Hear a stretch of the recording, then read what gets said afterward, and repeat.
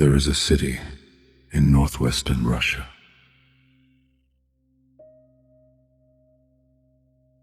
A city that has carried many names. Saint Petersburg, Petrograd, Leningrad, and Saint Petersburg again. A city of grand palaces and wide rivers, of long winter nights and brief summer days, of extraordinary beauty and extraordinary suffering. In the summer of 1941, the German army surrounded this city. What followed was one of the longest and most devastating sieges in the history of warfare. For 82 days, the city of Leningrad was cut off from the rest of the world. No food could enter, no fuel, no medicine. More than 1 million civilians died, most of them from starvation. People ate anything they could find.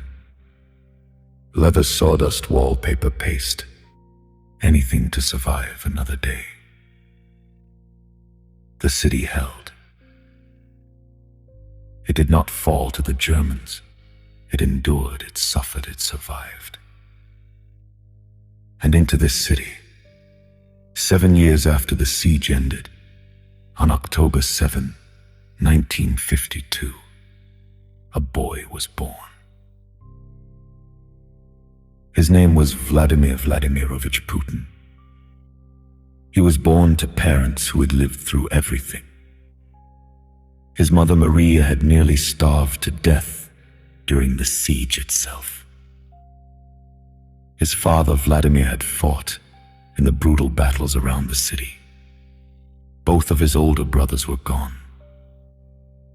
One had died as an infant before the war. The other had died during the siege. Vladimir was their only surviving child. He was, in the truest sense, a miracle baby, born from suffering, born from endurance, born into a city that had refused to be destroyed. The Leningrad that Vladimir Putin opened his eyes to still bore the scars of those years. Bombed buildings, empty lots, a city rebuilding itself from the ruins of catastrophe. Tonight, we follow this child from that scarred city, through the shadows of the Soviet world, to the highest office in Russia. Slowly, calmly, from the very beginning. Close your eyes if you wish.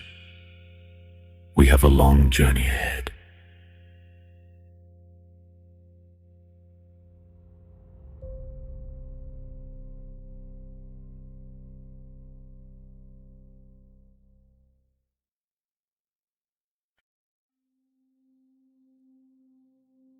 We continue our story.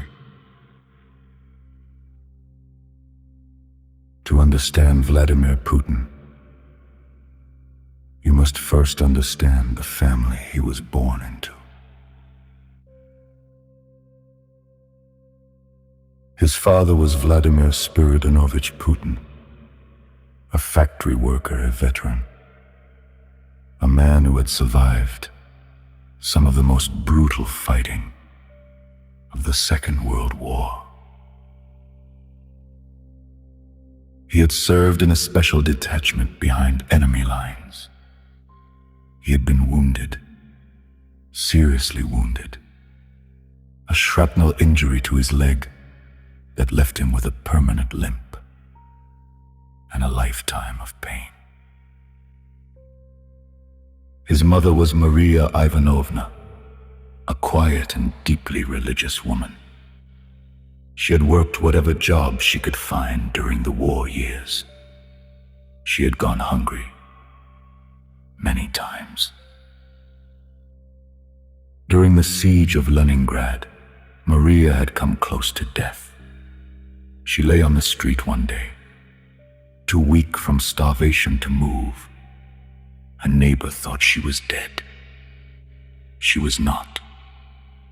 She survived. But before Vladimir was born, this family had already known the deepest kind of loss. Their first son had died as an infant, before the war even began. Their second son, Victor, had died during the siege of Leningrad. He was just a small child.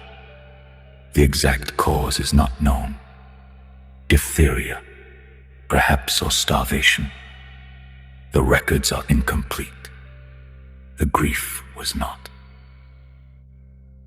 And so when Maria gave birth to a third son in 1952, in the maternity ward of Leningrad, where one newborn in 50 did not survive to leave the building, this child was everything. His parents called him Volodya, a diminutive of Vladimir, tender, warm, the name of a child who was loved beyond measure. He was treated by all accounts like a little king.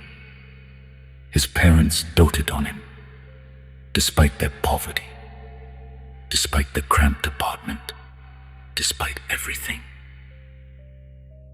He was their miracle, their survivor, their reason. But outside the apartment door, the world was not so gentle. In our next chapter, we follow young Volodya into the streets of Leningrad, into the courtyards, into the world that would shape him far more than any classroom. Rest now. The story continues.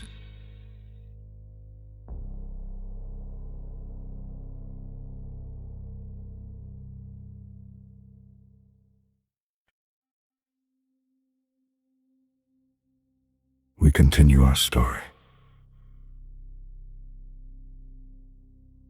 The apartment where Vladimir Putin grew up was on Baskov Lane in Leningrad. It was a communal apartment shared with 2 other families. No hot water, no bathtub, a broken down toilet, rats in the stairwell. The building was typical of its time, post-war Soviet housing, functional, gray, crowded, built for survival, not comfort. Putin himself would later describe growing up among the rats. He remembered chasing one down the hallway of the building, cornering it. The rat turned and leaped at him.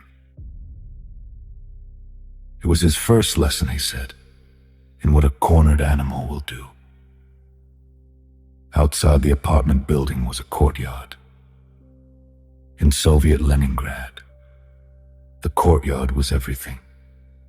It was where the children gathered, where the social rules were established, where you learned your place among the other boys. Young Vladimir was small, wiry, quick, but small.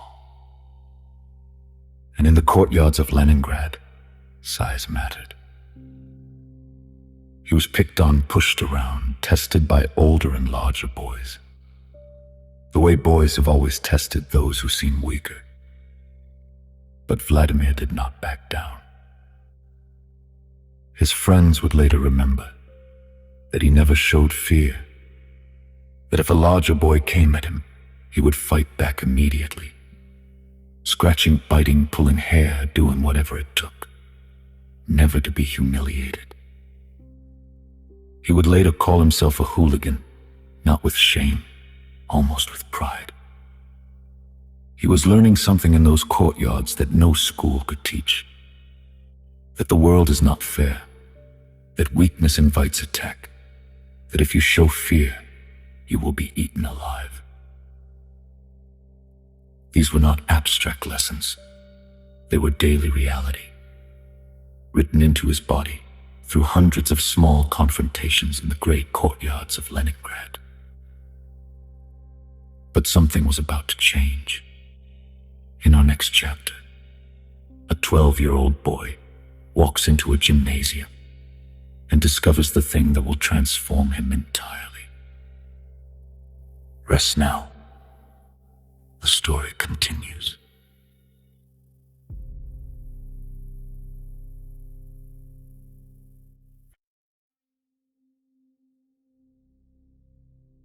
We continue our story. It is the early 1960s. Vladimir Putin is 11 or 12 years old. He is still the same boy from the courtyard, small, scrappy, fearless, but also restless, looking for something he cannot yet name.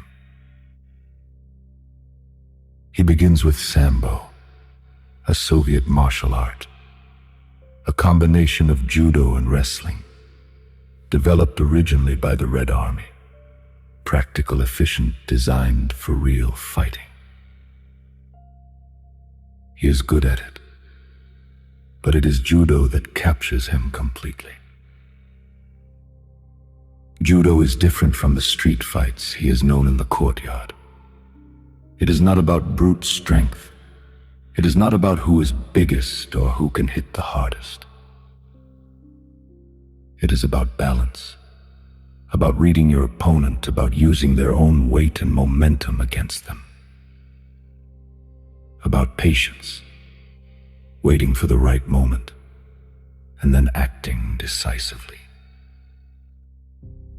For a small boy who has spent years fighting larger opponents, this is a revelation. He trains obsessively, hour after hour in the gymnasium, falling, getting up, falling again, learning to fall correctly before learning to throw. His coaches notice his intensity, his focus, his refusal to give up. By 1976, he is the judo champion of the entire city of Leningrad. He is 23 years old, a black belt, and already something of a local legend in the judo community. But judo gives him more than technique. It gives him a philosophy. His sensei teaches him that a true judoka does not fight out of anger, does not rush, does not panic, waits, observes, controls. And when the moment comes, strikes without hesitation. Many years later, analysts and biographers would search for the key to understanding Vladimir Putin. Some found it in the KGB, some in Soviet ideology, some in the trauma of Leningrad. But those who knew him longest often pointed to the gymnasium, to the mat, to the fall and the rise, to judo. In our next chapter, we follow a teenage boy who decides he wants something more than the judo mat can give him. Something secret, something powerful, something that will change his entire life. Rest now. The story continues.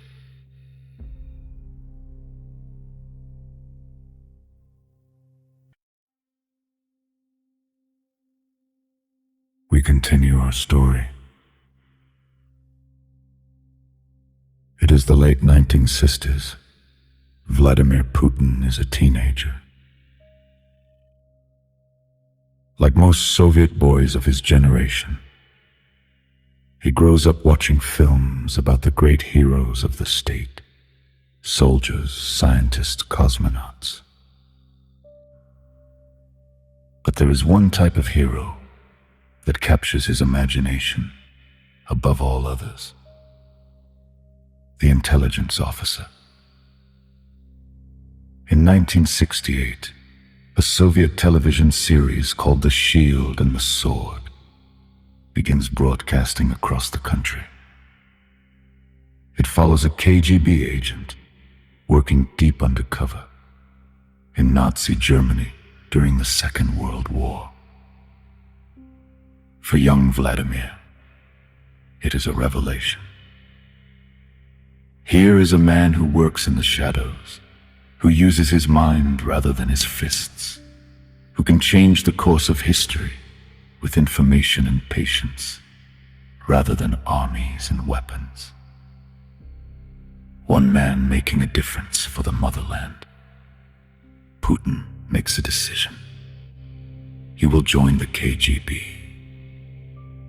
And so, at around 15 or 16 years old, he does something that almost no one else would think to do.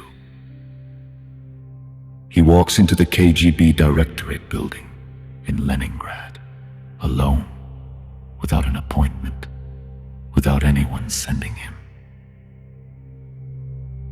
He approaches the reception desk and asks to speak with someone. He wants to know how to join the KGB. The officer at the desk is surprised but not unkind. He explains that the KGB does not accept walk-in volunteers. It does not take applications. If they want you, they will find you. But there is something else the officer says, something that changes everything. If you want to be considered, he tells the boy, you should pursue a higher education. Law school would be a good path. Putin thanks him and leaves. And from that moment, everything in his life is directed toward a single goal. He would later say, nobody could stop me. He studies harder than he ever has before. He learns German. He focuses. He prepares. A boy who was once known as a courtyard hooligan is now one of the most determined students in Leningrad.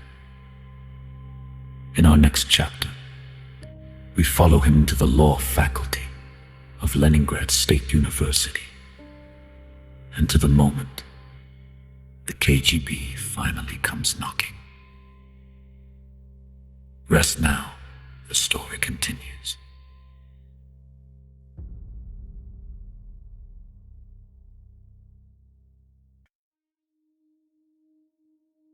We continue our story. It is 1970.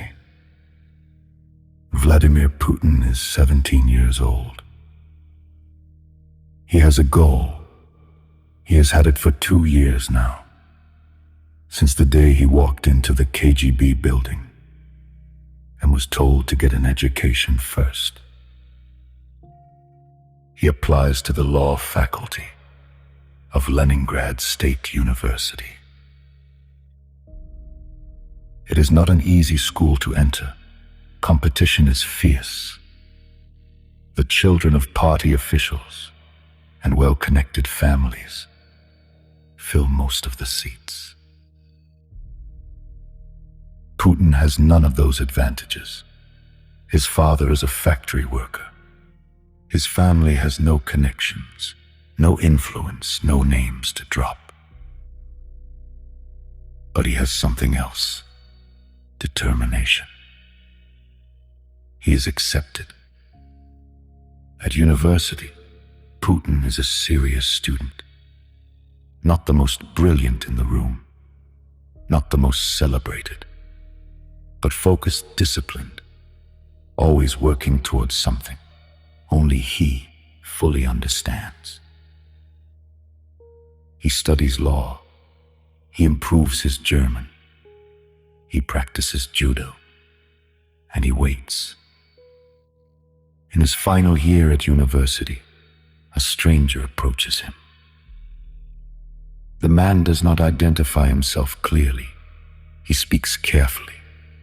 He asks if they might meet to discuss a career opportunity. Putin understands immediately. what this is. This is the knock he has been waiting for years, since he was a teenager, standing at a reception desk, asking how to serve his country. He says yes. The meetings that follow are quiet and methodical. Background checks are conducted. His loyalty is assessed. His psychological stability, his political reliability. He passes everything. In 1975, Vladimir Putin graduates from Leningrad State University with a degree in law. And on the same day, or very nearly, he begins his career with the KGB, the Committee for State Security, the most powerful intelligence organization in the Soviet Union. The boy from Baskov Lane has arrived. In our next chapter, we follow him into the secret world he has dreamed of since childhood, into the training, the oaths, the beginning of a life in the shadows.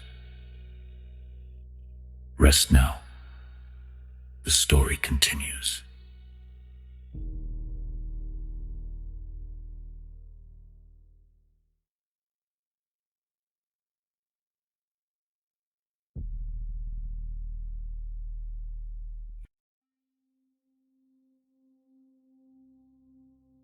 We continue our story. It is 1975.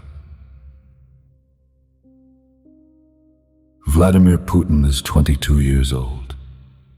He has just graduated from law school, and he has just been accepted into the KGB,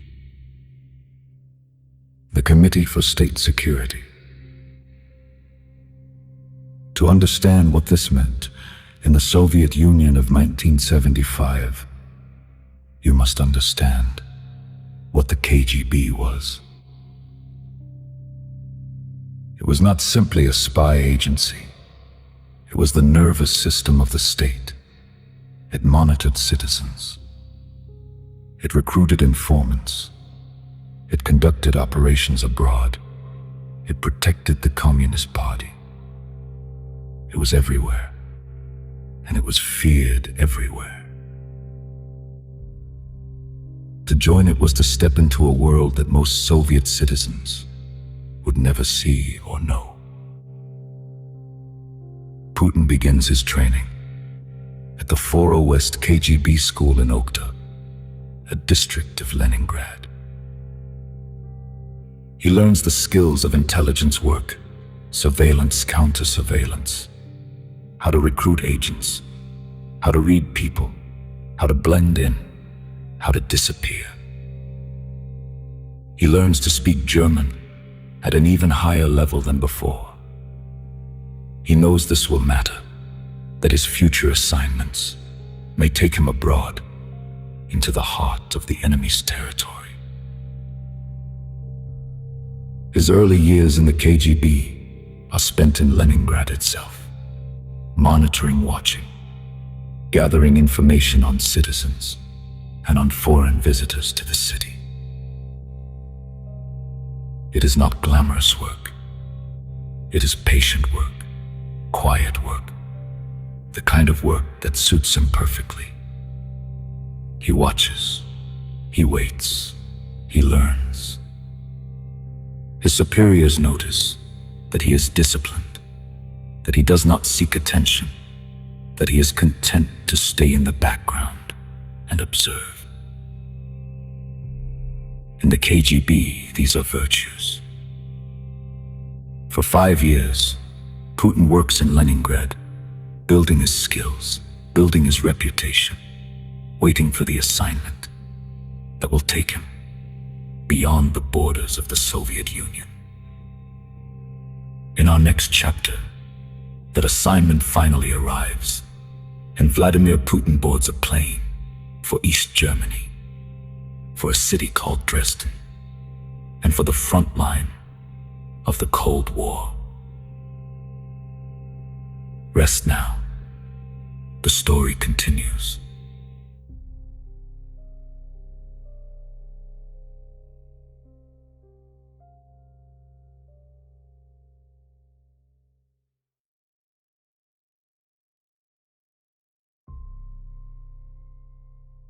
We continue our story.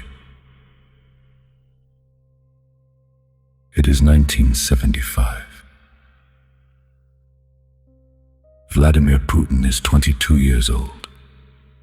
He has just graduated from law school, and he has just been accepted into the KGB. The Committee for State Security. To understand what this meant in the Soviet Union of 1975, you must understand what the KGB was. It was not simply a spy agency. It was the nervous system of the state. It monitored citizens. It recruited informants. It conducted operations abroad. It protected the Communist Party. It was everywhere, and it was feared everywhere. To join it was to step into a world that most Soviet citizens would never see or know. Putin begins his training at the Fora West KGB school in Okta, a district of Leningrad. He learns the skills of intelligence work, surveillance, counter-surveillance, how to recruit agents, how to read people, how to blend in, how to disappear. He learns to speak German at an even higher level than before. He knows this will matter, that his future assignments may take him abroad into the heart of the enemy's territory. His early years in the KGB are spent in Leningrad itself, monitoring, watching, gathering information on citizens and on foreign visitors to the city. It is not glamorous work. It is patient work, quiet work, the kind of work that suits him perfectly. He watches, he waits, he learns. His superiors notice that he is disciplined, that he does not seek attention, that he is content to stay in the background and observe. In the KGB, these are virtues. For 5 years, Putin works in Leningrad, building his skills, building his reputation, waiting for the assignment that will take him beyond the borders of the Soviet Union. In our next chapter, that assignment finally arrives, and Vladimir Putin boards a plane for East Germany, for a city called Dresden, and for the front line of the Cold War. Rest now. The story continues.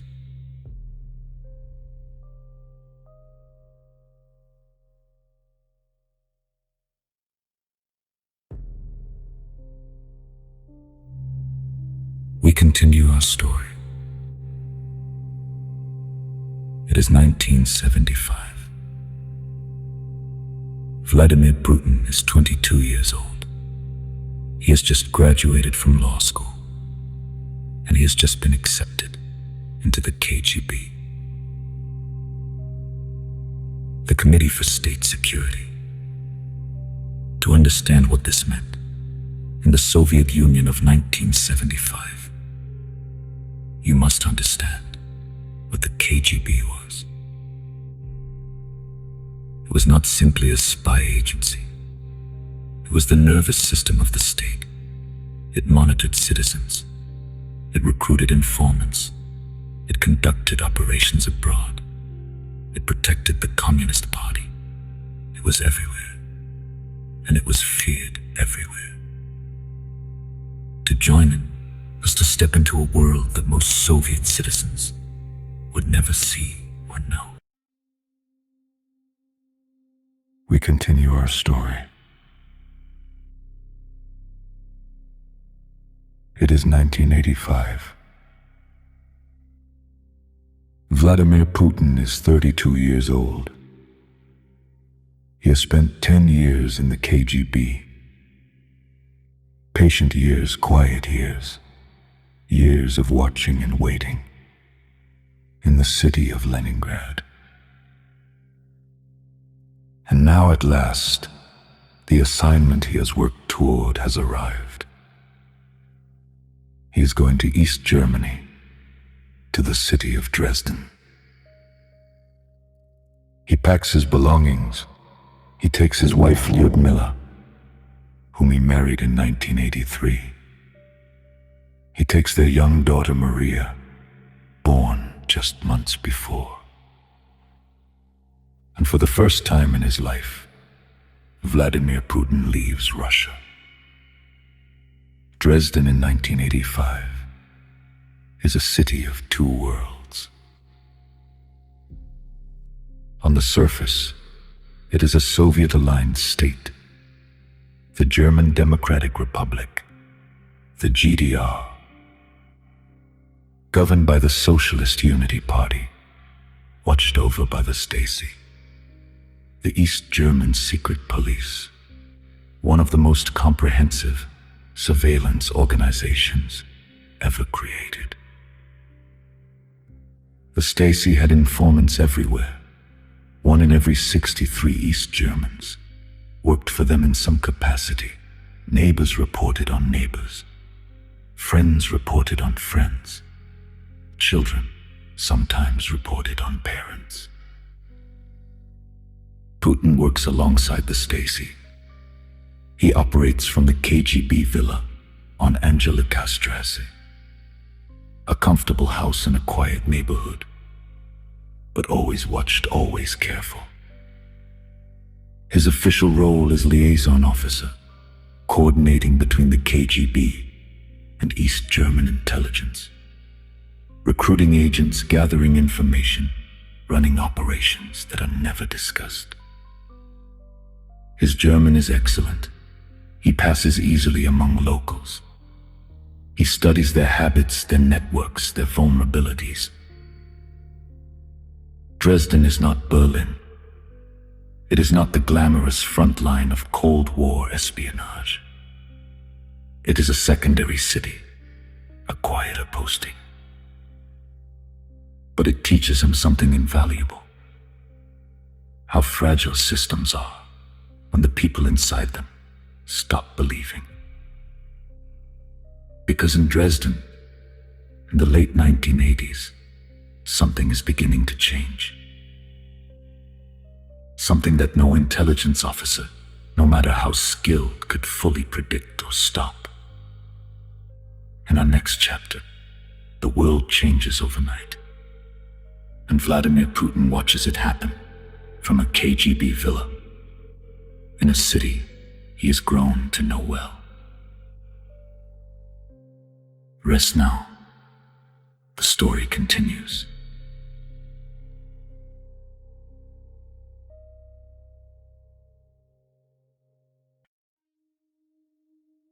We continue our story. It is November 9, 1989.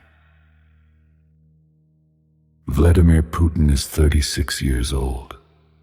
He is sitting in the KGB villa on Angelika Strasse in Dresden, doing what intelligence officers do: watching, waiting, reporting. But tonight, something different is happening. In Berlin, 200 kilometers to the north, crowds have gathered at the wall that has divided the city for 28 years. The Berlin Wall, the most visible symbol of the Iron Curtain, of the divide between East and West, between communism and the free world. East German guards, confused by contradictory orders, step aside, and the people surge through. Within hours, crowds in Dresden begin gathering outside the headquarters of the Stasi, the East German secret police, the institution Putin has worked alongside for 4 years. They want the files, They want to know who has been watching them, who has been reporting on them, who among their neighbors and friends had been informants. The crowd outside grows larger, and then it turns its attention to the building next door. The KGB villa. Putin and his colleagues begin burning documents, frantically feeding files into the furnace. Years of intelligence agent lists, operational records, things that cannot fall into the wrong hands. The furnace burns so hard and so fast that it breaks down. Putin picks up the telephone. He calls the Soviet military base nearby. He asked for a tank unit, for soldiers, for protection. The answer comes back clearly. We cannot do anything without orders from Moscow. He waits. Moscow does not call. Moscow is silent. Standing in that building, watching the crowd outside, waiting for orders that never come, something shifts inside Vladimir Putin. A country that does not protect its own agents in the field, a state that goes silent when its people need it most. A system that collapses not from enemy attack, but from its own internal rot. He will carry this moment for the rest of his life. In our next chapter, he returns to a Russia that no longer exists in the form he once knew. Rest now. The story continues.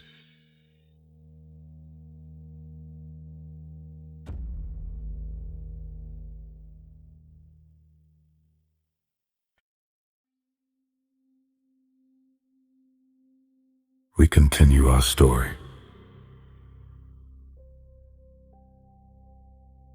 It is 1990. Vladimir Putin returns to Leningrad. He is 37 years old. He has spent 5 years in Dresden. He has watched the Berlin Wall fall. He has watched East Germany dissolve. He has watched the Soviet Empire begin to come apart at its edges. The Russia he returns to is not the Russia he left. Mikhail Gorbachev is still in power, but his reforms have unleashed forces that no one fully controls anymore. Glasnost openness, perestroika restructuring. Words that were meant to save the system are instead shaking it to its foundations. Across the Soviet Union, republics are demanding independence.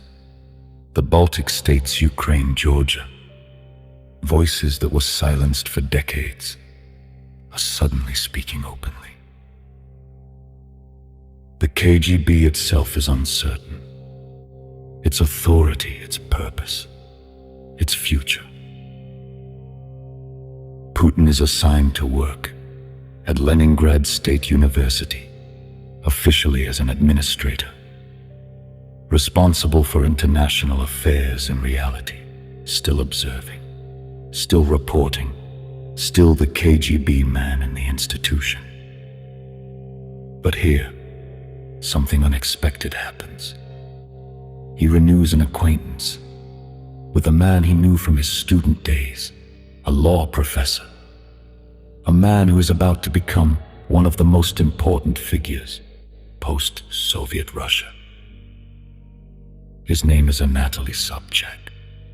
Sobchak is brilliant, charismatic, a reformer, a democrat, a man who believes that Russia can change, that it can become something new. He is also running for political office, and he needs someone he can trust, someone capable, discreet, someone who knows how things work beneath the surface. He turns to Putin. In August 1991, hardline Communist Party members, attempted coup against Gorbachev. For 2 days, the fate of the Soviet Union hangs in the balance. Putin resigns from the KGB. He would later say he chose the side of democracy from the very first moment. The coup fails, Gorbachev returns, but the Soviet Union has only months left to live. On December 25, 1991, the Soviet flag is lowered over the Kremlin for the last time. The empire is gone, and Vladimir Putin is no longer a KGB officer. He is something new, something not yet fully defined. In our next chapter, we follow him into the world of post-Soviet politics, into the service of Sobchak, and into the first steps of a remarkable rise. Rest now. The story continues.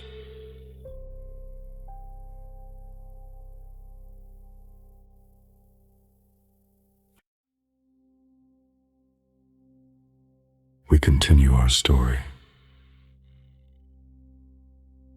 It is 1990. The Soviet Union is still standing, but only barely. Vladimir Putin has returned to Leningrad. He is working at the university, officially an administrator, quietly still a man of the KGB. And here he meets again the professor who will change his life, Anatoly Sobchak. Sobchak is everything Putin is not: tall, eloquent, theatrical. A man who fills a room with his presence and his voice.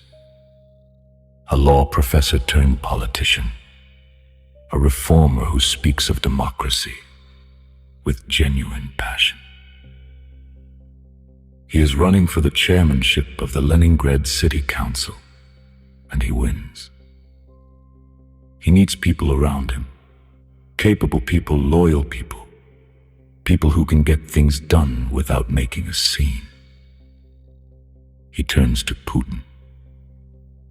Putin becomes Sobchak's advisor, then his deputy, then his first deputy mayor.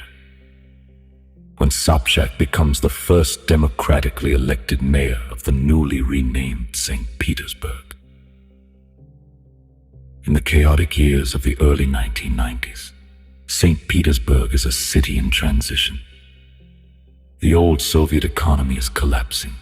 New businesses are emerging.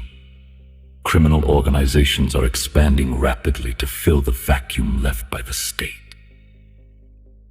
It is a dangerous and complicated time. Putin's role is to manage the city's external relations, foreign investment, international ties, the practical machinery of running a major city in the new Russia. But his real value to Sobchak is something harder to define. He knows how things work beneath the surface. He knows which levers to pull, which calls to make, which problems to make disappear. People in St. Petersburg begin to call him Sobchak's fixer. He is quiet in meetings. He does not seek the spotlight. He sits slightly to the side and watches. But when something needs to be done, it is done. He is building something in these years, not power, not yet, but a reputation, a network, a set of relationships that will prove invaluable in the years ahead. In our next chapter, Sobchak loses an election, and Putin must decide what comes next. Rest now. The story continues.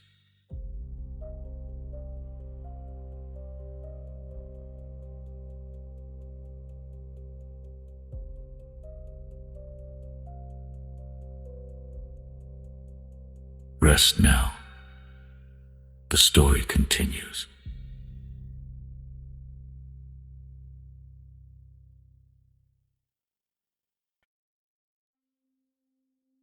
We continue our story. It is 1996. Anatoly Sobchak has just lost the mayoral election in Saint Petersburg, a narrow defeat, but a defeat nonetheless. For Putin, this is a moment of decision. He could have stayed in St. Petersburg, found another position, built a comfortable life in the city where he was born. But something else is calling. Colleagues in Moscow have taken notice of Putin. His efficiency, his discretion, his ability to navigate the complicated world of post-Soviet politics without making enemies he cannot manage. An offer comes from Moscow, a position in the presidential administration, working under Pavel Borodin, the Kremlin's chief administrator, managing presidential property. It is not a glamorous role. It is not the kind of position that makes the newspapers. But it puts him inside the Kremlin, inside the center of Russian power. Putin accepts. He moves to Moscow. He begins to learn the rhythms of the capital, the alliances, the factions, the invisible rules that govern who rises and who does not. He is quiet in meetings, as he has always been. He observes, he listens, he builds relationships carefully, one at a time. Within months, he is noticed by people higher up, by those who matter most. In March 1997, he is promoted to deputy chief of the presidential staff. A significant jump for a man who arrived in Moscow just months earlier. And then, in July 1998, President Boris Yeltsin makes a decision that will change Russian history. He appoints Vladimir Putin director of the FSB, the Federal Security Service, the domestic successor to the KGB. The boy from Baskov Lane, the Courtyard fighter, the KGB man from Dresden, is now in charge of Russia's most powerful domestic intelligence agency. In our next chapter, we follow him into the role that will launch him toward the presidency itself. Rest now, the story continues.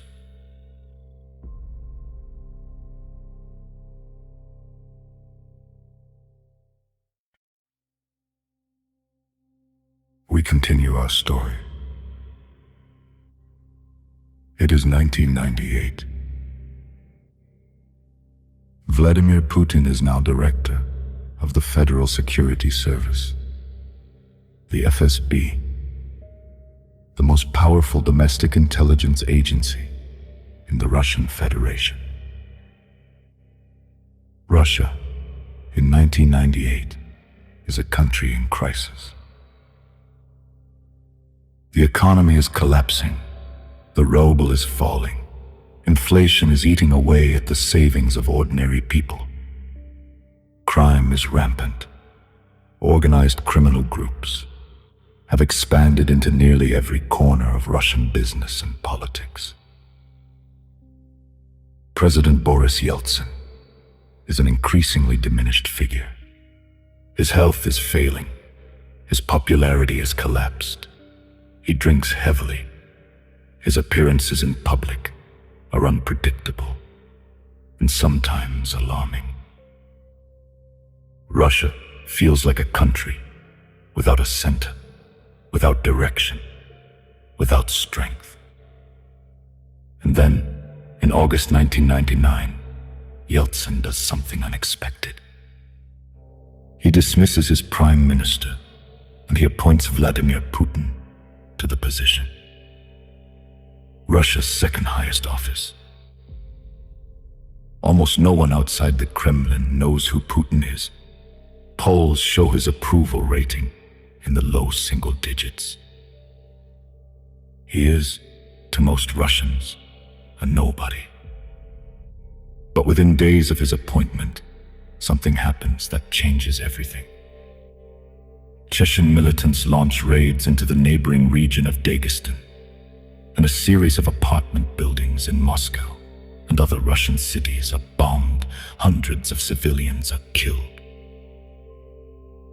Putin's response is immediate, decisive, uncompromising. He launches a full military operation against Chechnya. He appears on television constantly, calm, controlled, determined.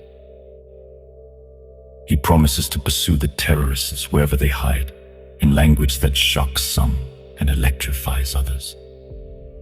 Russians, exhausted by years of chaos and weakness, respond with something they have not felt in a very long time: hope. His approval ratings climb, week by week, month by month, from single digits to 20%, then 40, then 50. In 4 months, the man nobody knew has become the man everybody is watching. In our next chapter, Boris Yeltsin makes one final decision, the most consequential of his life. Rest now, the story continues.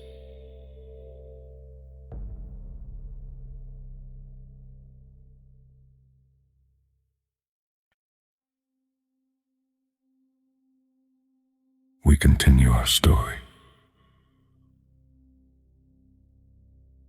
It is December 31, 1999. The last day of the 20th century. Across Russia, families are gathering. Tables are being set. Champagne is being chilled. Children are staying up past their bedtimes. A new millennium is hours away. And in the Kremlin, Boris Yeltsin is preparing to make a television address to the Russian people. This is not unusual. Every year the president speaks on New Year's Eve. A tradition, a ritual. Words of hope for the year ahead. But tonight is different. At noon Moscow time, Yeltsin appears on television. He is dressed formally. His face is serious. His voice, for once, is steady. He looks into the camera, and he says something that no one in Russia has ever heard a leader say before. I am resigning. Today, now at this moment. He apologizes to the Russian people for the difficulties of the decade, for the broken promises, for the chaos, for the pain. He thanks them for their patience, and he names his successor, Vladimir Putin. Effective immediately, Putin is acting president of the Russian Federation. In living rooms across Russia, people set down their champagne glasses. They look at each other, some in disbelief, some in relief, some in uncertainty. Vladimir Putin, the Prime Minister, the former KGB officer, the man from Leningrad. Who is he? Exactly. Most Russians still do not fully know. But they are about to find out. Putin makes his first address as acting president. Later that same day, calm, measured, precise. He promises stability. He promises strength. He promises that Russia will find its place in the world again. The words are simple, but after years of Yeltsin's chaos, simplicity itself feels like a gift. In our next chapter, Putin faces his first election and begins to show Russia exactly who he is. Rest now. The story continues.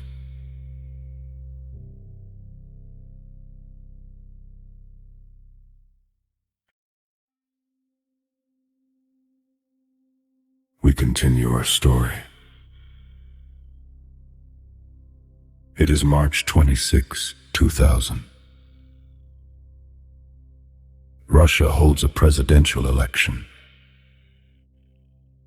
Vladimir Putin wins in the first round. More than 52% of the vote. A clear and decisive victory. He is 47 years old. He is now the elected president of the Russian Federation. The largest country on Earth, 11 time zones, 140 million people, the world's largest nuclear arsenal, and a country in desperate need of stability.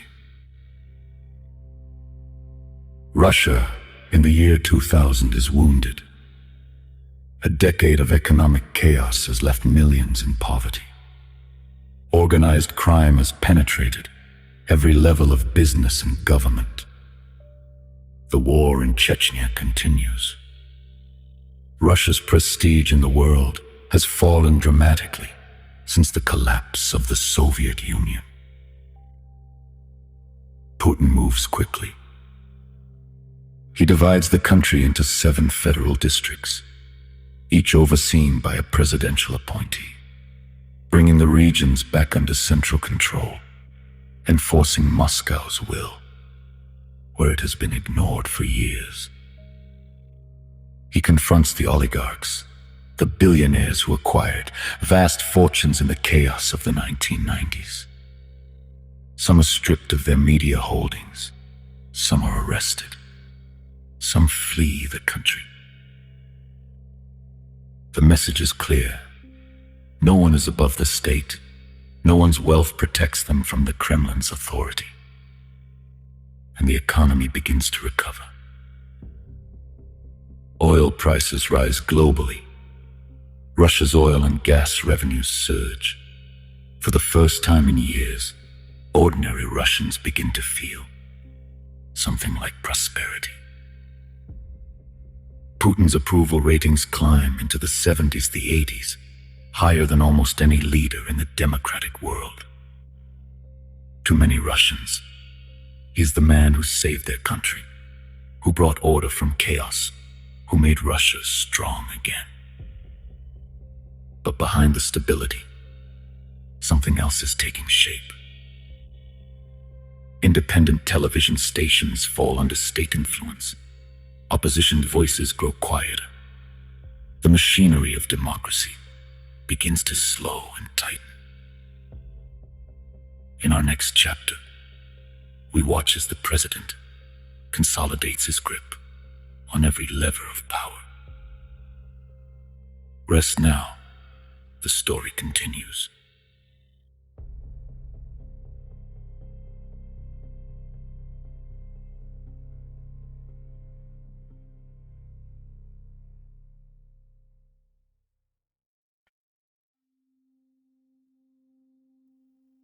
We continue our story.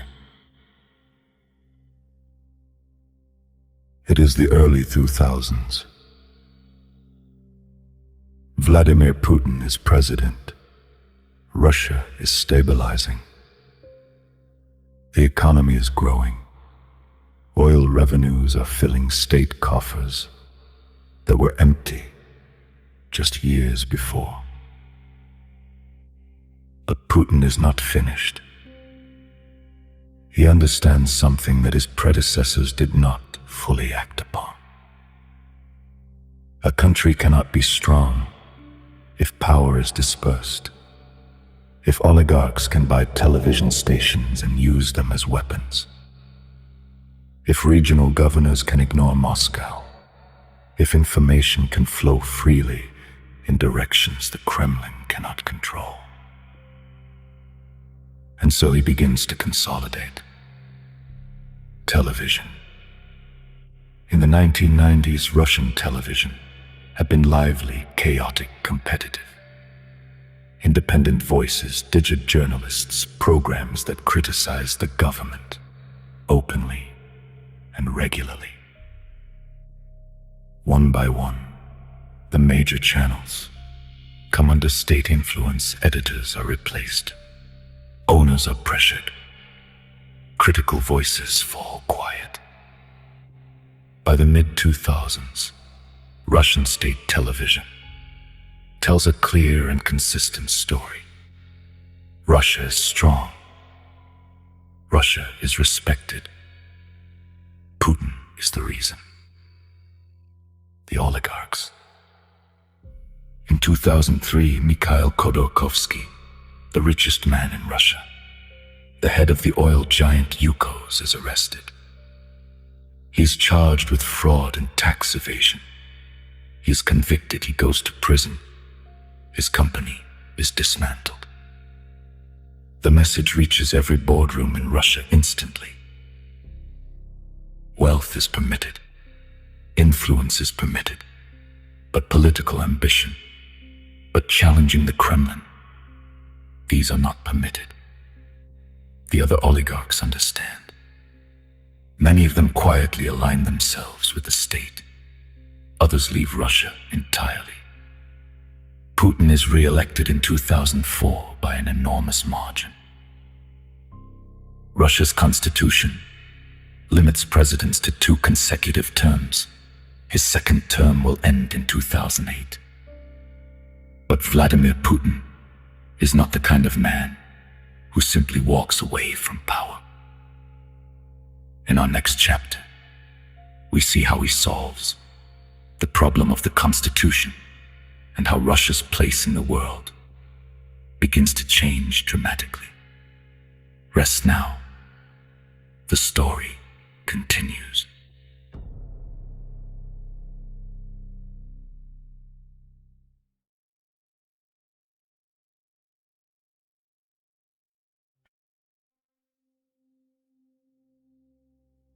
We continue our story.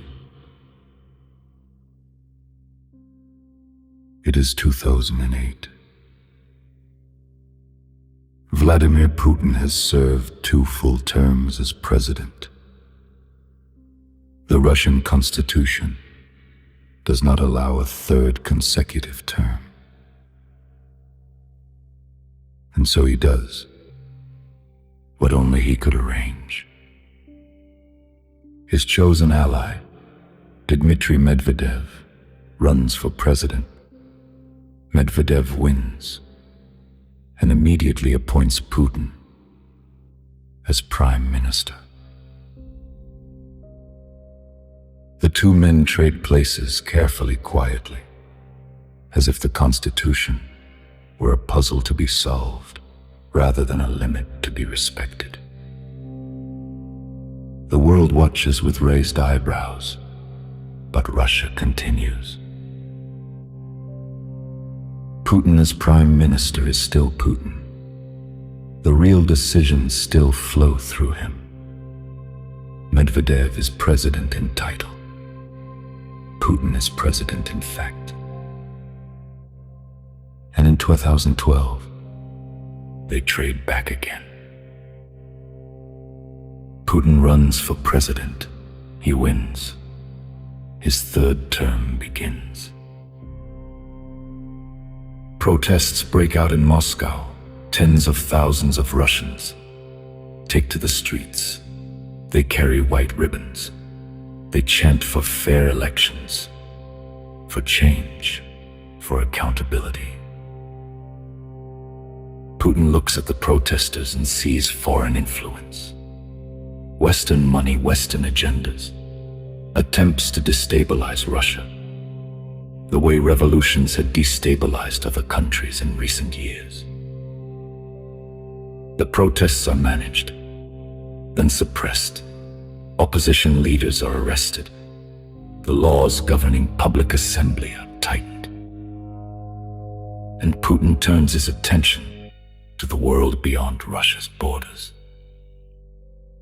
Because something has been building for years, a conviction that Russia has been humiliated long enough, that the promises made when the Soviet Union fell were broken by the West, that NATO expanded eastward when it promised it would not, that Russia has been treated not as a great power, but as a defeated one. And he intends to change that. In our next chapter, the first dramatic move comes in a place called Crimea. Rest now. The story continues.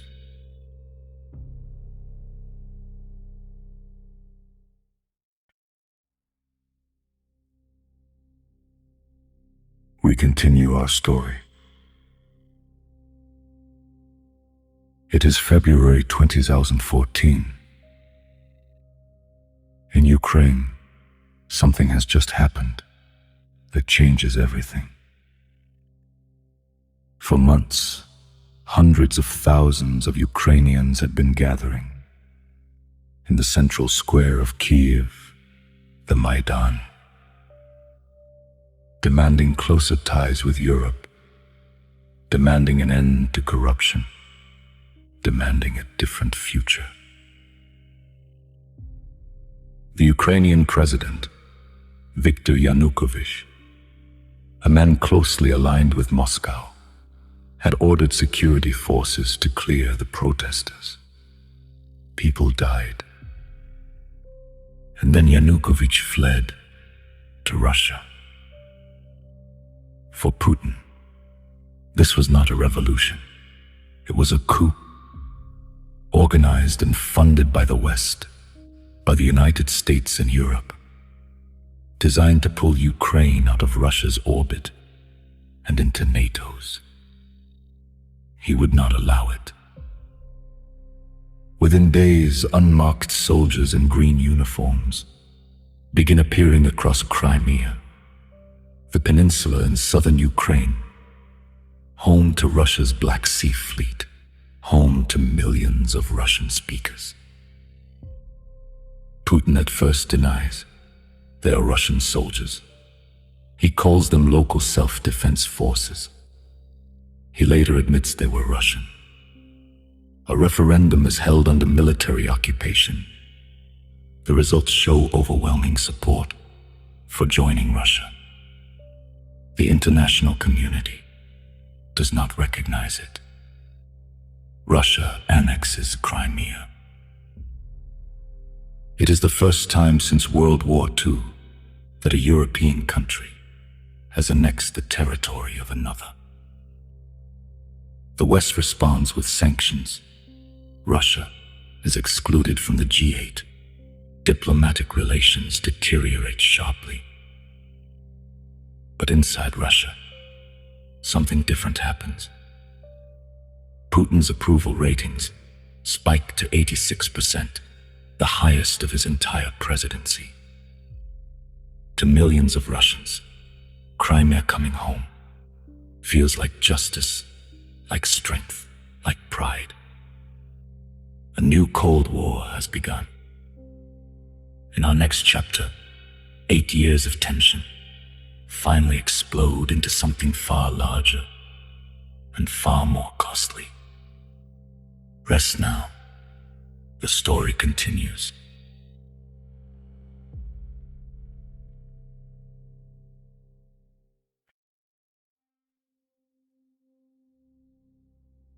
We continue our story.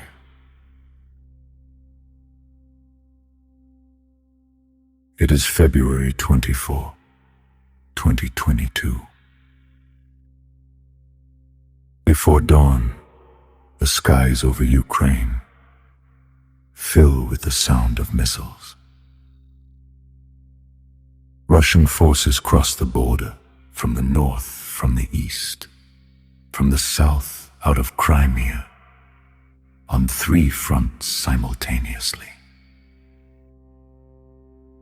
Vladimir Putin appears on television in the early hours of the morning.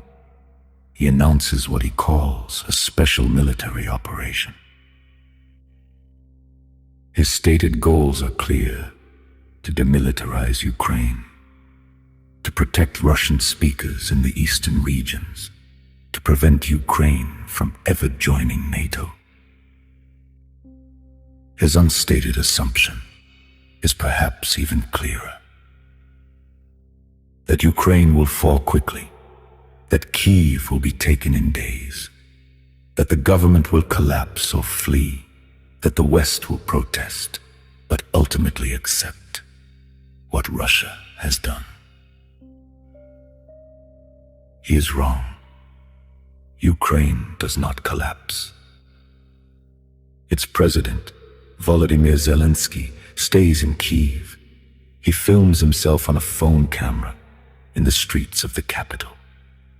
He is still here, he says. We are all still here. The Ukrainian army fights back with a ferocity that surprises everyone, including, it seems, Russia. The assault on Kyiv stalls, then fails. Russian forces withdraw from the north.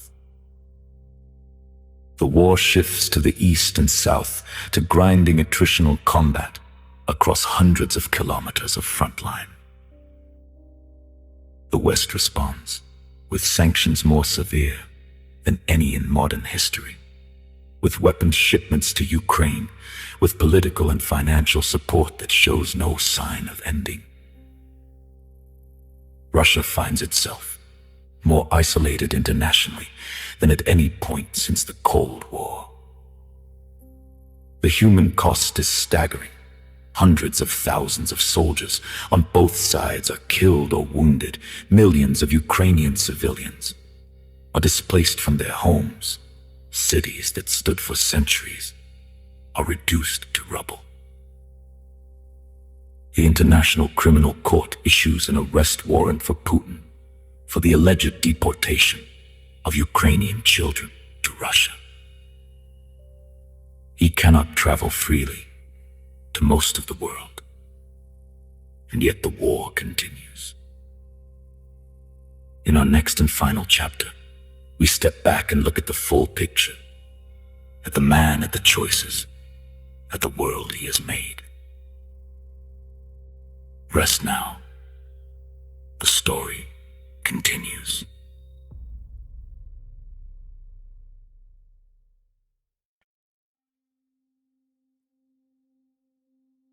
We continue our story. It is February 24, 2022. Before dawn, the skies over Ukraine fill with the sound of missiles. Russian forces cross the border from the north, from the east, from the south out of Crimea, on 3 fronts simultaneously. Vladimir Putin appears on television in the early hours of the morning. He announces what he calls a special military operation. His stated goals are clear: to demilitarize Ukraine, to protect Russian speakers in the eastern regions, to prevent Ukraine from ever joining NATO. His unstated assumption is perhaps even clearer: that Ukraine will fall quickly, that Kyiv will be taken in days, that the government will collapse or flee, that the West will protest but ultimately accept what Russia has done. He is wrong. Ukraine does not collapse. Its president, Volodymyr Zelensky, stays in Kyiv. He films himself on a phone camera in the streets of the capital.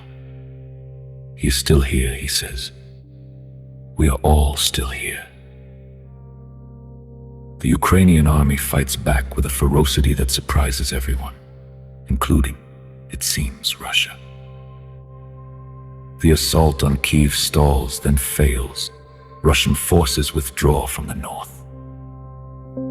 The war shifts to the east and south to grinding attritional combat across hundreds of kilometers of front line.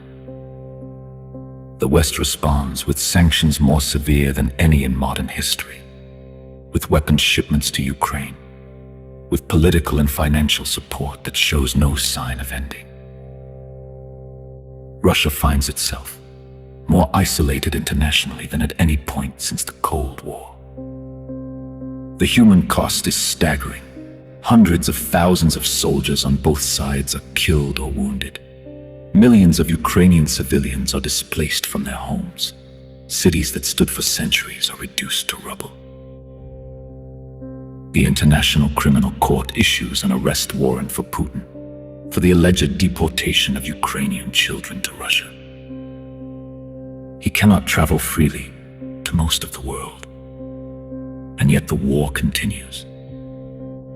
In our next and final chapter, we step back and look at the full picture, at the man, at the choices, at the world he has made. Rest now, the story continues. We arrive at the end of our story. It is 2026. Vladimir Putin has been the dominant figure in Russia for more than 25 years. Longer than Stalin governed, longer than Brezhnev, longer than any Soviet or Russian leader since the Tsars. The world he has made looks very different from the one he inherited. Russia is at war in Ukraine, a war that has consumed hundreds of thousands of lives, that has destroyed cities, that has displaced millions, that has no clear end in sight. Russia is under sanctions from most of the world's major economies, isolated from Western financial systems, cut off from much of the technology its economy needs. And yet, Putin remains in power. He was re-elected in 2024 for another 6-year term. His grip on Russian institutions remains absolute. The media, the courts, the security services, all aligned behind him. His most prominent domestic critic, Alexei Navalny, died in a Russian prison in February 2024, under circumstances that most Western governments described as deeply suspicious. Russia denied responsibility. The International Criminal Court has issued an arrest warrant for Putin. He cannot travel to most countries in the world without risk of detention. And yet inside Russia, his image remains carefully managed. The man who saved the country from the chaos of the 1990s. The man who stood up to the West.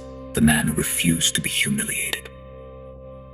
Whether history will judge him as a statesman or a warmonger, as a defender of Russian interests or a destroyer of the European order, as a rational actor or a man consumed by grievance.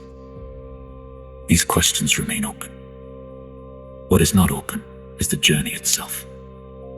From a rat-infested apartment on Baskov Lane in Leningrad, through the courtyards where a small boy learned never to show weakness, through the judo mat, where he learned patience and leverage, through the KGB building, where a teenager walked in alone and asked how to serve his country, through the shadows of Dresden, through the silence of Moscow on the night the wall fell, through the chaos of the 1990s, through the presidency, the wars, the power, the isolation. Vladimir Putin has been one of the most consequential figures of the 21st century.